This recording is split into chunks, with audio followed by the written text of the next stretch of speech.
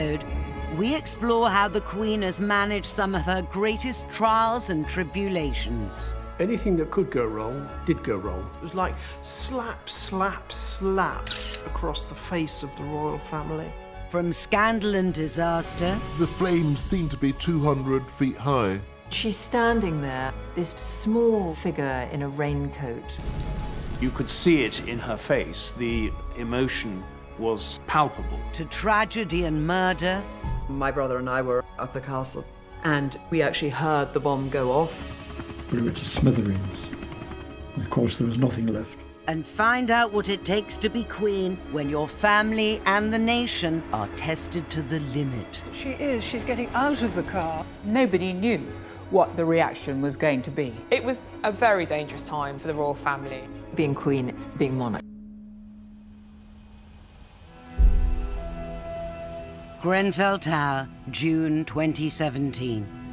The worst residential fire in the UK since World War II. 72 people were killed. Dozens more were injured.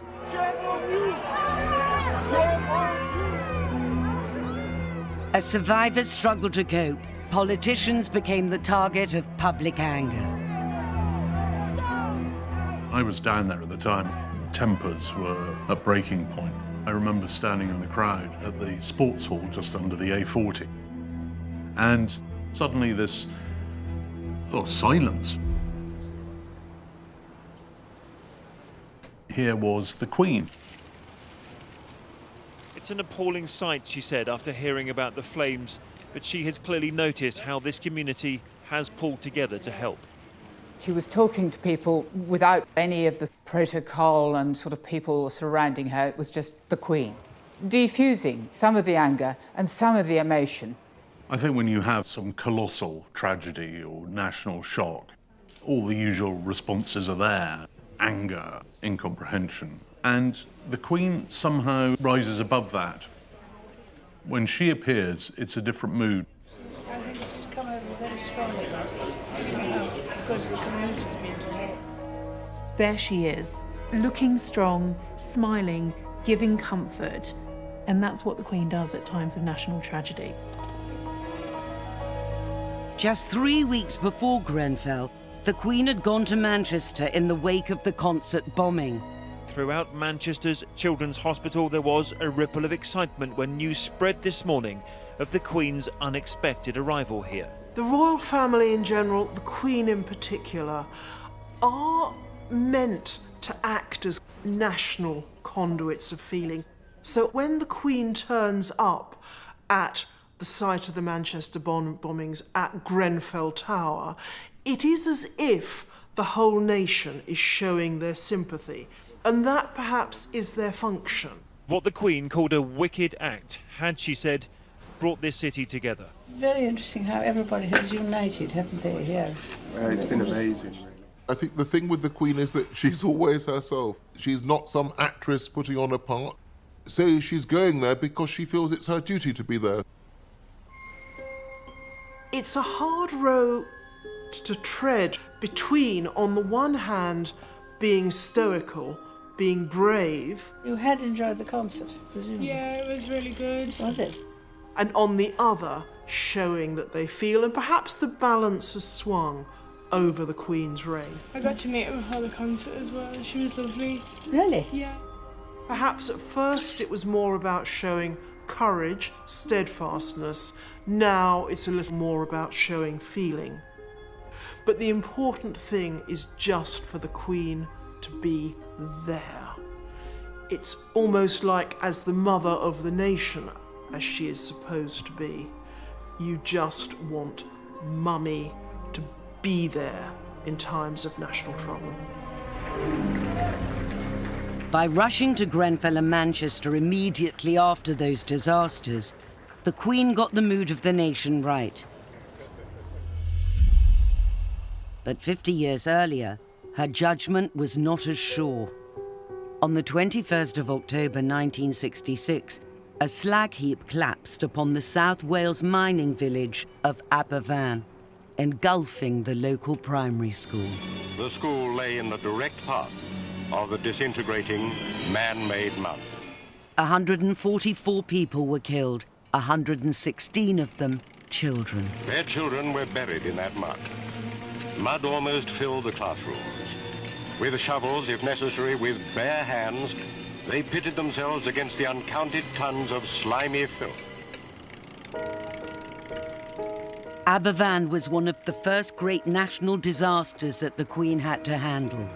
She issued a statement expressing her condolences, but rather than going straight to the scene, she waited and sent Prince Philip instead. The reason that she gave for this delay was that she thought that if she was there, she would attract attention when people should be dealing with their grief, and that's what she wanted to avoid.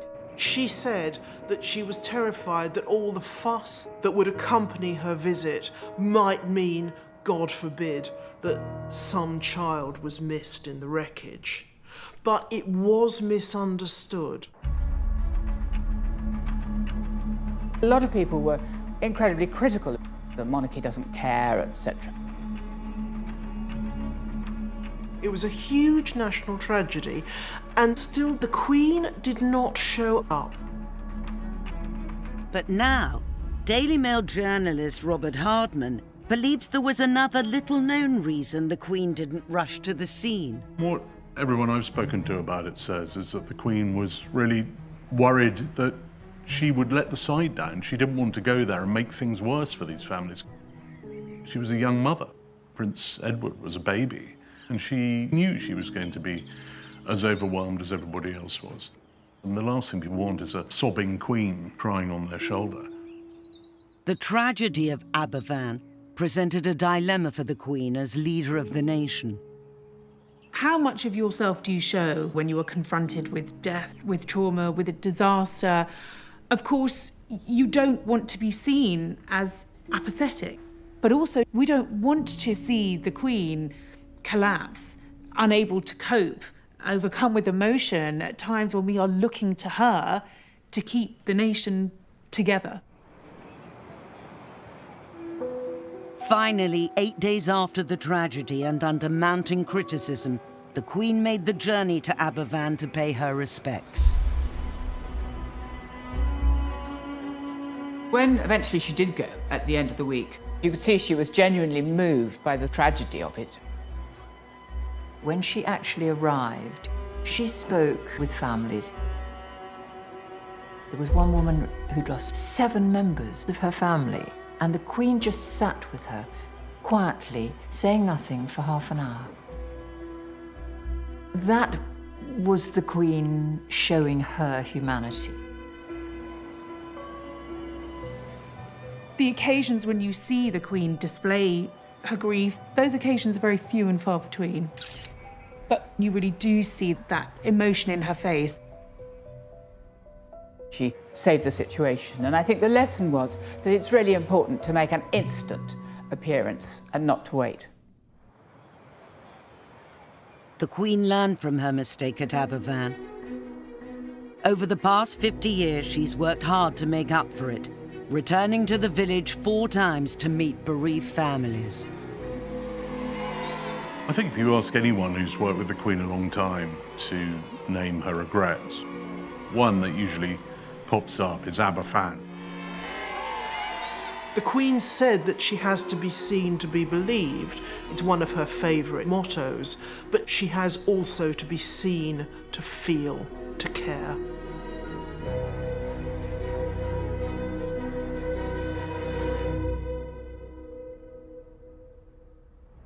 But 13 years after Aberfan, the Queen would again be tested by tragedy, and this time it would strike at the heart of her own family. The bomb was placed in the decking just under here. We saw the police rush back. There was utter mayhem.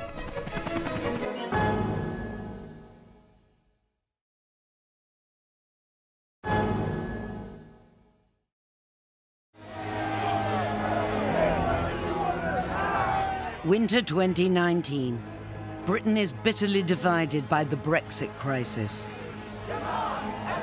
On the 24th of January, the Queen makes a telling speech to the Sandringham branch of the Women's Institute, that's read as an allusion to Brexit. She talks of the importance of respecting the other person's point of view, seeking out common ground, and never losing sight of the bigger picture. This is the stuff of what being a sovereign is, uniting rather than dividing. It'd be very interesting to know what the Queen thought about Brexit. But she has transcended all that. The monarchy should be a unifying factor. People up and down the country admire her.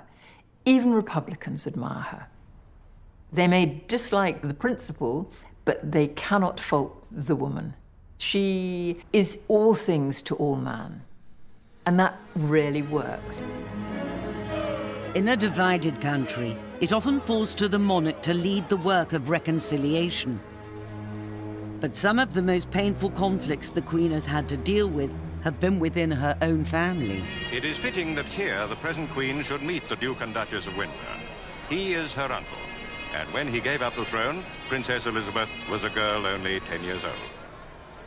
In 1972, the Queen would attempt to make peace with the man who nearly brought down the monarchy. The vendetta had been incredibly long-lived, bitter, horrible, and the Queen Mother had been utterly unforgiving. The Queen's mission would coincide with a state visit to France as Britain prepared to join the EEC the following year.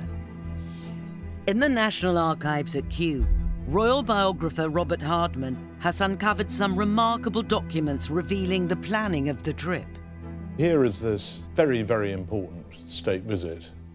Today we go on about Brexit, but what we're looking at here is effectively Brentry. This is Britain going into Europe with a lot of grandeur, with balls and dances and all the pageantry that Britain and France can deploy.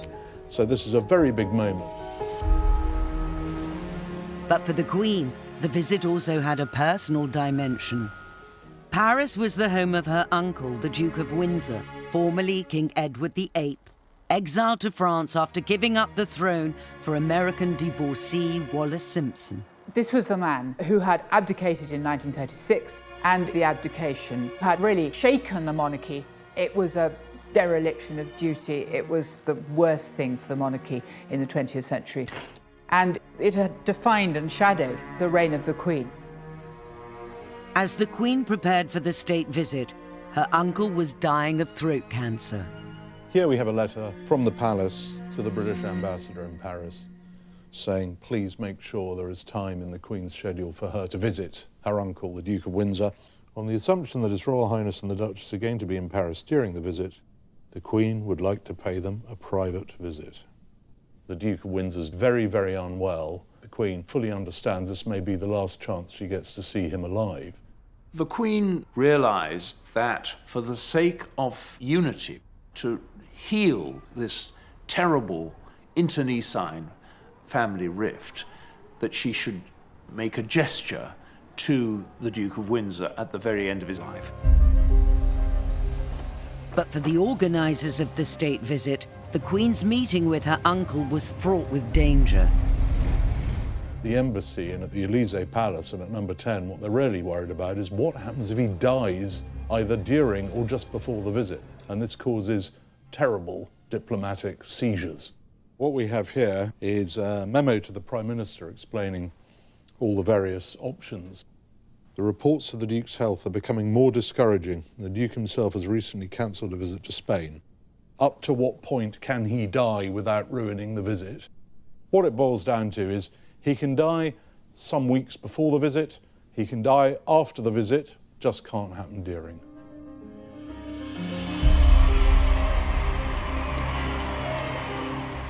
Finally, on the 18th of May 1972, the Queen, together with Prince Philip and Prince Charles, arrived at her uncle's home in the west of Paris and was ushered upstairs to the Duke's private sitting room. It would be a historic moment as the two of them met. The Duke of Windsor was so ill that his doctor had implored him to stay in bed, but he insisted that he had to get out of bed and stand up and bow to his niece, the Queen. He even put on a blazer over his pyjamas so that he looked smart for the occasion. And it took all his strength to do that.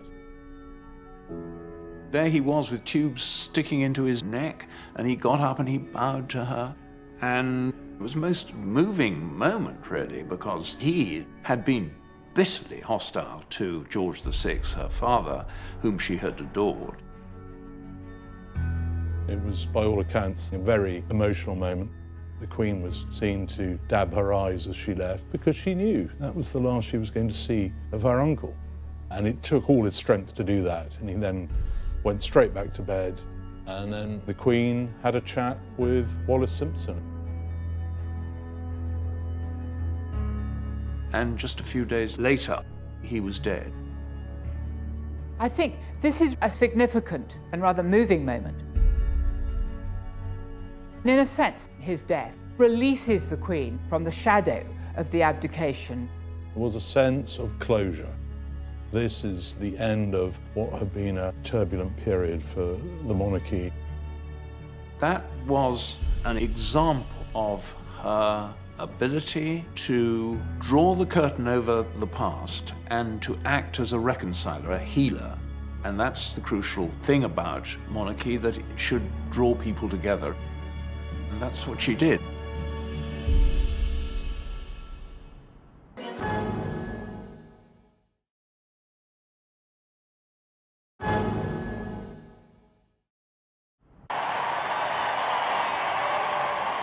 Over the course of her reign, the Queen has acted as a unifying force for the nation. But 40 years after her truce with her uncle, the Queen would be called upon to perform an even more demanding gesture of reconciliation, making peace with a man who had overseen the murder of one of her closest relatives. Lord Mountbatten was Prince Philip's uncle, and also a very key player in the political, military, social life of the nation. And he was very close to the royal family. He was, after all, great uncle to Prince Charles, who worshipped him. Every August, however, Mountbatten was off the royal scene, gathering with his immediate family at their summer holiday home, Classiebawn Castle in the northwest of Ireland. The whole coast was so remote, quiet. It was blissful. It was one of the most enchanting places in the world. William Evans was Mountbatten's valet for 10 years and remembers his boss's love for the castle and its location. First morning of the holiday, he couldn't wait to get out to sea. Every second that we had was spent out lobster fishing. Shadow 5, my grandfather's fishing boat, was incredibly simple. There were no frills whatsoever, and he loved it. India Hicks, Lord Mountbatten's granddaughter, has spoken only rarely about the holidays she spent with her grandfather at Classiebawn. He would try and get as many grandchildren as possible to come every single day. And the excitement of when the lobster pot was pulled out of the water and you could smell it, that Irish smell and the salt water and the lobsters. But idyllic Classiebawn is just 18 miles from the border with Northern Ireland, and in 1979 the Troubles were at their height. It is extraordinary that just when tension and violence were at their most acute, Mountbatten still did his summer holiday in Ireland. All the family tried their best, but there was no way they would stop him going to Classiebawn. August the 27th, 1979 was a glorious day. Mountbatten and his extended family, including his daughter and twin grandsons, set out on Shadow 5.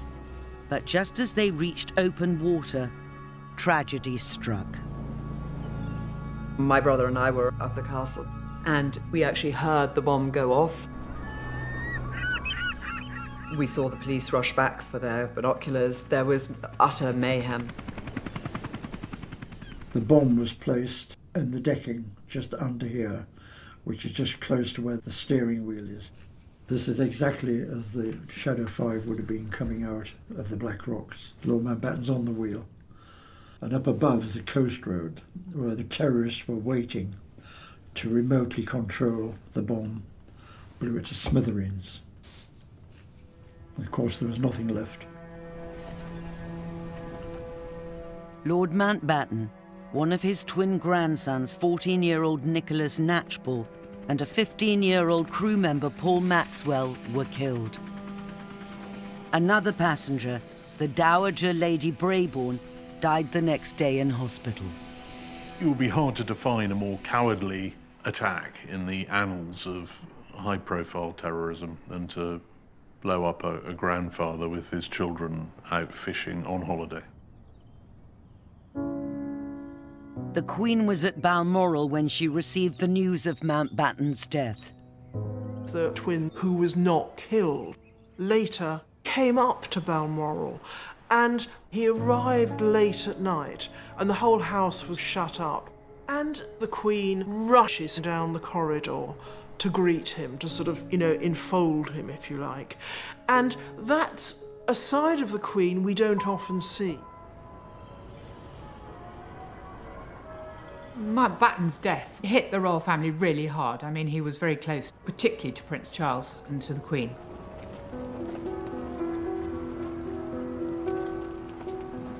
The day of my grandfather's assassination, of course, is embedded in my memory. I was lucky that I was at an age where I was able to get all of the emotion out. And so I am possibly able to look at it more in the eye than other members of my family who have never recovered. 19 years after Lord Mountbatten's assassination, the Good Friday Agreement brought the Troubles to an end. Martin McGuinness, an IRA commander at the time of Mountbatten's murder, would become Deputy First Minister of Northern Ireland. From childhood, the Queen has known that duty comes first. It trumps everything else. Whatever your personal, private feelings are, duty calls. And it may be that you're not feeling very well and you don't want to do something. Or it may mean you've got to shake hands with someone who murdered a member of your family and tried to kill you. He was second in the receiving line, and it lasted for just a moment. Extraordinary, nevertheless. The British sovereign and the former IRA commander shaking hands.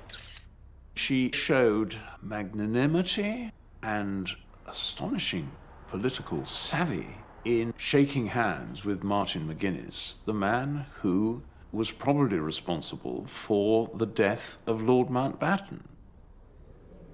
2 years later, in 2014, the Queen invited Martin McGuinness to Windsor Castle for a state dinner in honour of the President of Ireland.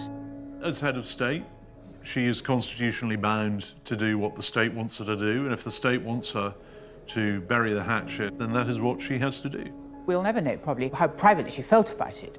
Private grief is not allowed to trump public need for a political reconciliation. She has embodied the whole business of reconciliation in her own person. And that is really quite something in an age where old hatreds are extremely difficult to extinguish. Over the decades, the Queen may have mastered the art of diplomacy, but mastering her own family has always been more of a challenge. I do not know how the Queen coped with all those catastrophes. Boy, if you think it's horribilis now, just you wait.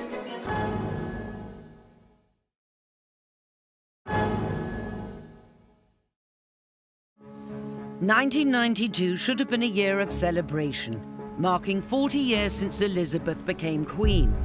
Instead, it would become one of the most challenging years of her reign, when her skills as monarch and mother would be tested to the limit. 1992 was extraordinary. It was month after month, every month, a different scandal. It started in January, those pictures of Fergie and Steve Wyatt. Anne and Mark Phillips announced that they were to divorce. Divorce? Very mirror.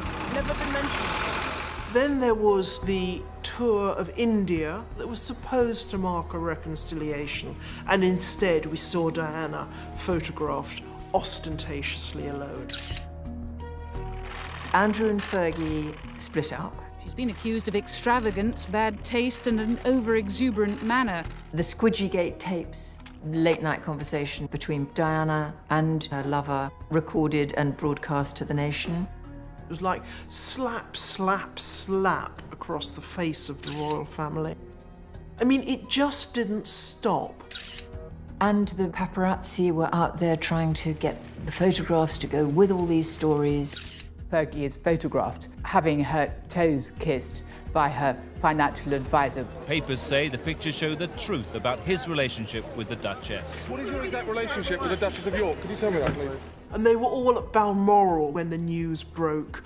And the Queen had to come down to breakfast and see them all reading the papers. Some of the stories were really things you wouldn't have wanted to discuss much with your own family, let alone with the head of state. The Queen herself is reported to have said to a friend, "Where did I go wrong?" One event did more than any other to shatter the picture-perfect image of the royal family. A biography of Princess Diana by journalist Andrew Morton. There was a huge build-up to the Andrew Morton book, and I had an idea of what was coming, but not quite sure what the scale of it was going to be. We were told to batten down the hatches and try and deal with it as best you can. But how do you deal with something that is there in print?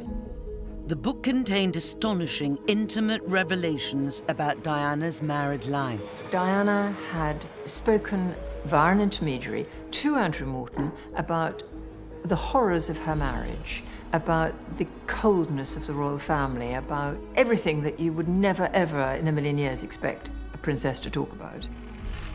It went crazy, it was in Parliament, it was discussed in every television programme. Here were stories about Diana throwing herself down a flight of stairs in front of the Queen Mother, about bulimia, about unfaithfulness in the marriage. Royal advisors love to control as much as they can. Suddenly, here was evidence of a total loss of control. That was the real earthquake behind Morton. The problem that the Queen faced was that the younger generations of royals were not adhering to these high standards that she herself had set, and therefore she was being undermined. In the 1980s and 90s, managing the succession of family scandals would become one of the Queen's biggest tests of judgment. The Queen's style has been laissez-faire. Sometimes I thought too laissez-faire. There were many times when I was working for Princess Diana when I wished that the Queen would intervene more. And I think there were times when a bit more direction from above could have produced a much happier result. Sir Martin Charteris, who was her private secretary, said that the Queen could judge when things were going badly, and she worked to try and put them right. Not so good in taking initiatives, in doing something new. The Queen may have taken a hands-off approach to her family troubles, but later in 1992, she would face a disaster where she could do little more than react. I remember it was a Friday morning, and I got the call that there was a small fire at Windsor. I got a call from a local radio station at about 11:15 asking about the fire. And I said, "What fire?" And I didn't know anything about it. And I jumped in my car and got there in 35 minutes. And there were already something like 400 media outside.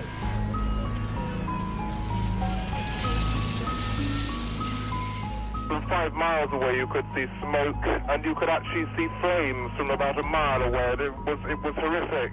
I was probably the first BBC reporter there, and it was just astonishing to see this seemingly impregnable building in flames. The fire began in the North Wing when an unattended builder's lamp set fire to a curtain.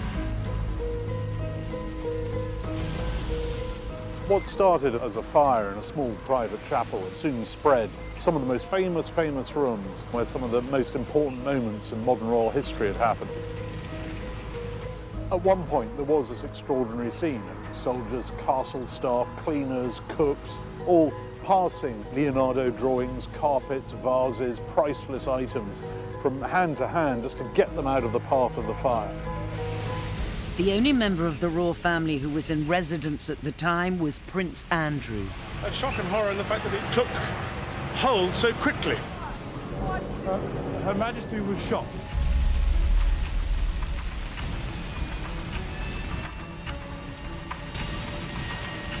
The Queen arrived to see the house which she'd grown up in, the place with so many memories, the place from which her family take their names. And there it was, going up in smoke.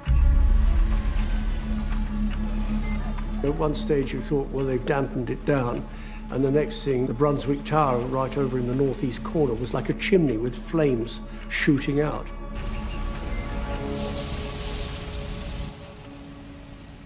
The massive salvage operation helped save most of the priceless furniture, but the fire had destroyed over 100 rooms.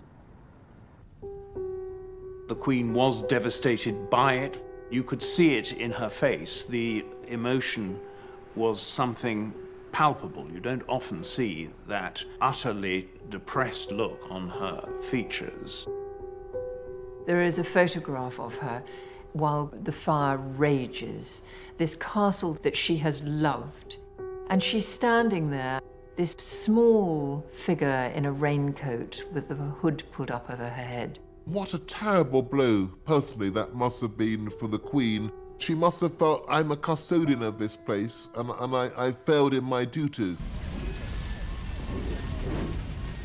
In the evening, I drove along the M4 on the way back to London, and the flames seemed to be 200 feet high, which you could see from a couple of miles away.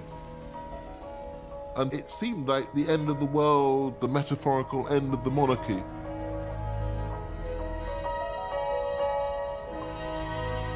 Four days after the fire, the Queen delivered a speech at the Guildhall in London. It was being made to mark her Jubilee, but at the end of a year of scandal and disaster, it became a plea for understanding. She had a very bad cold, and she'd also breathed in quite a lot of smoke. She was having some difficulty speaking, and she said to her private secretary, I think I'd really rather ask the Duke of Edinburgh if he could deliver this. And her advisor said, no, look, I think you need to make this speech. 1992 is not a year on which I shall look back with undiluted pleasure. It's a speech that's remembered for two words in particular. It has turned out to be an annus horribilis. Or to transpose it into the Sun's charming argot, one's bum year. And I think she felt those two words really summed up the year that she'd been through. I sometimes wonder how future generations will judge the events of this tumultuous year. I dare say that history will take a slightly more moderate view than that of some contemporary commentators. I think that was another rare moment where you saw the vulnerability of this woman.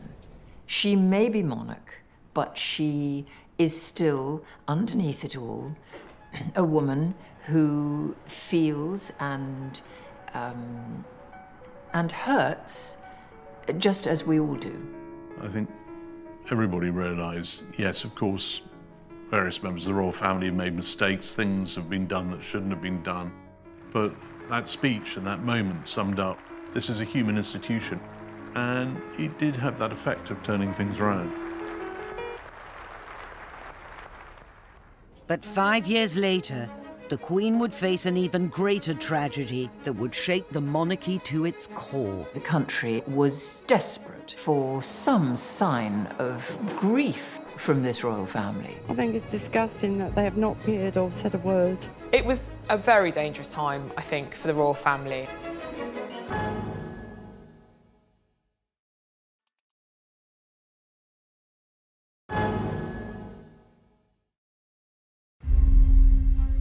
On the 31st of August 1997, the Queen was at Balmoral on her annual summer holiday when she was awoken in the early hours of the morning.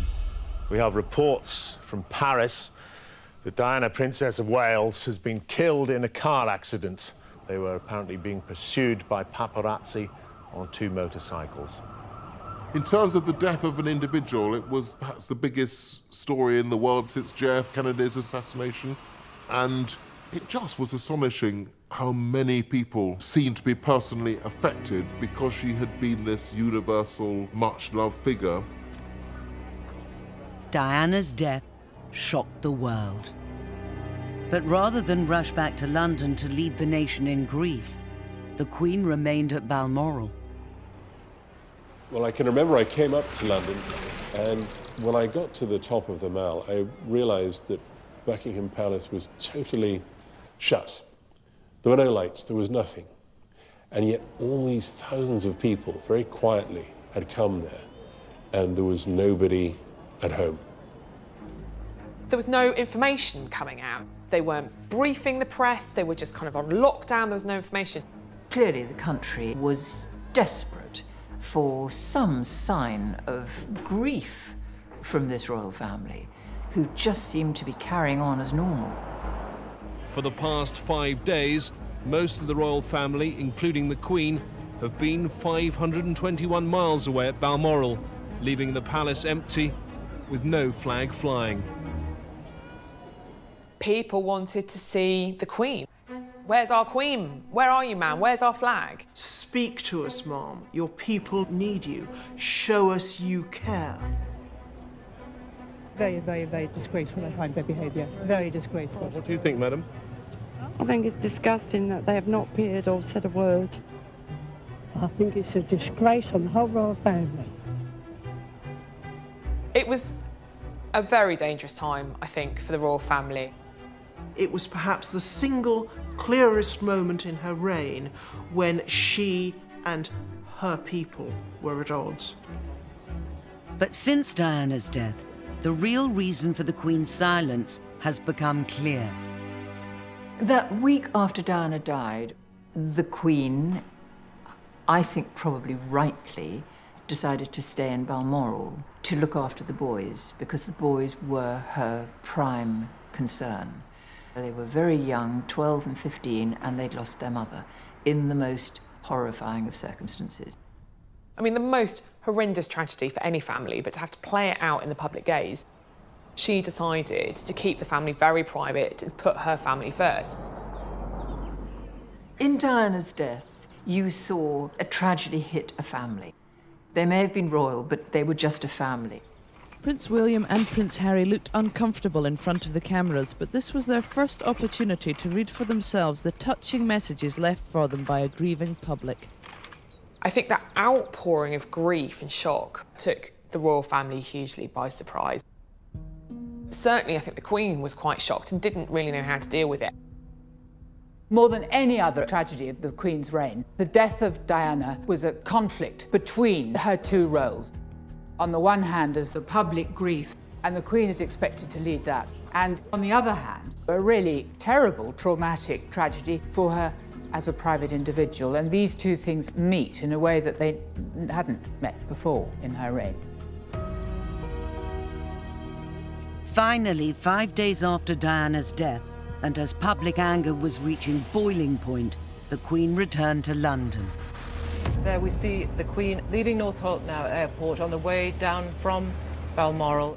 To me, the most significant turning point of the Queen's reign, and I was there covering it for the BBC live, was the day that she returned from Scotland. Wesley, what is the mood outside Buckingham Palace at the moment? It's extremely sombre mood and a very sombre scene. That there are literally thousands of people here.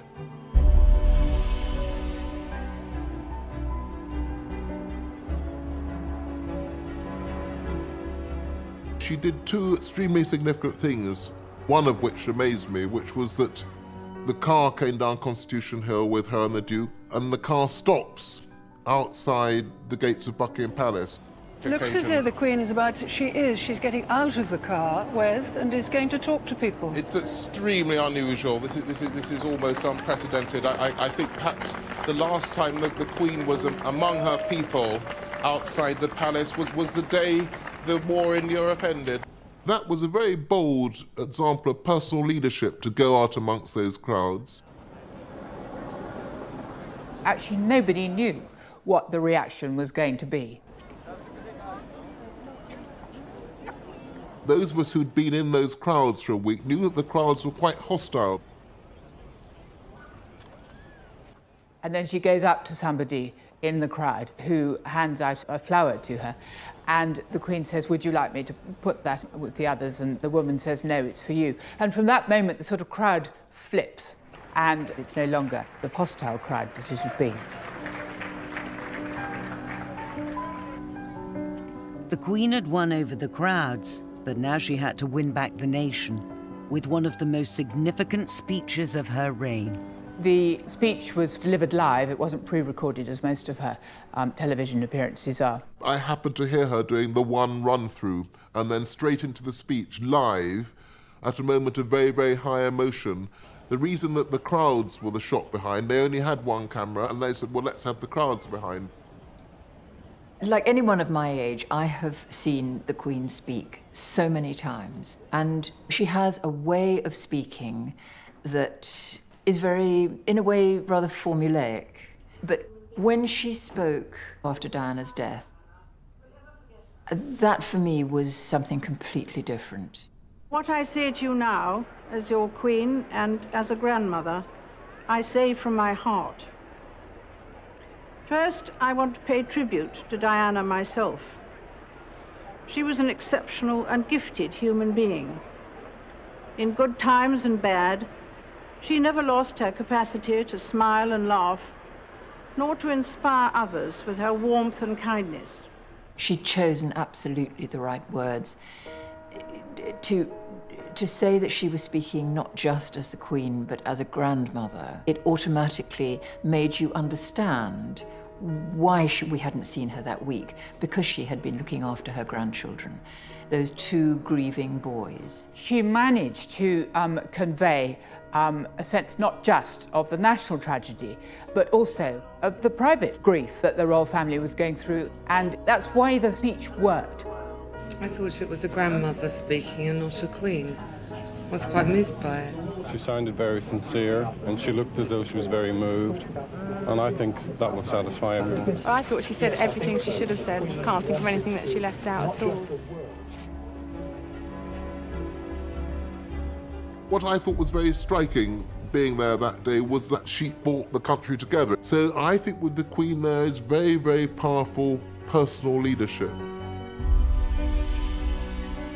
Diana's death marked a turning point, and in recent years the royal family has become more open about publicly expressing emotion.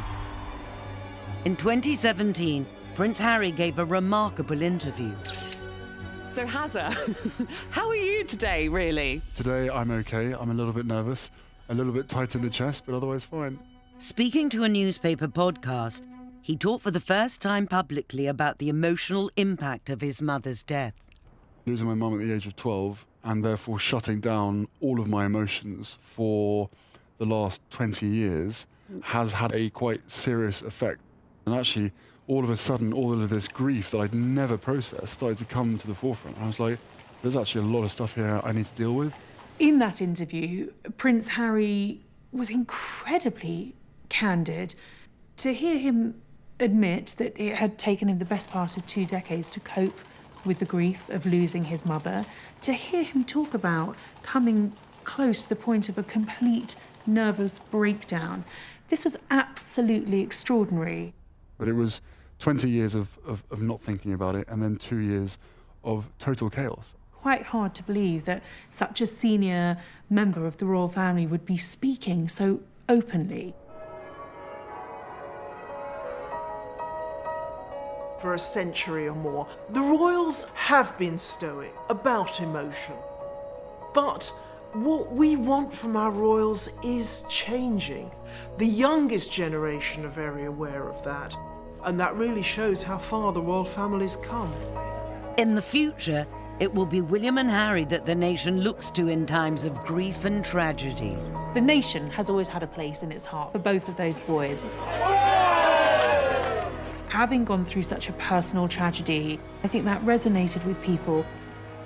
Anyone who's suffering tragedy themselves can feel that Princes William and Harry understand because they have been there themselves and they felt the pain just as anybody else would do. I think William and Harry both inherit different qualities from different family members.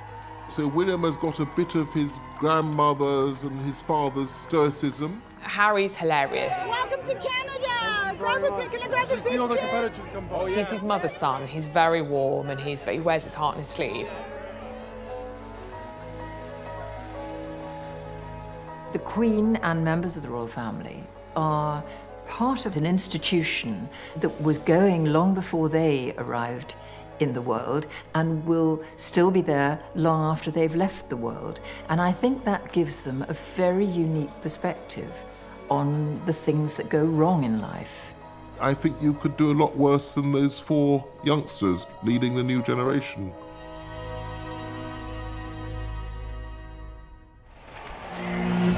Next time, we examine just what it takes to hold the very top job. She's got a great personality, very much a character. The Queen's discretion is her secret weapon. She very, very, very seldom puts her foot wrong. The Queen puts up with many different people, but Ceausescu was too much for her. She made it quite plain. She's always going to be the most important person in a room, but she doesn't have a sense of importance. One of her favourite jokes is if a phone goes off, she says, "Oh, that must be somebody very important."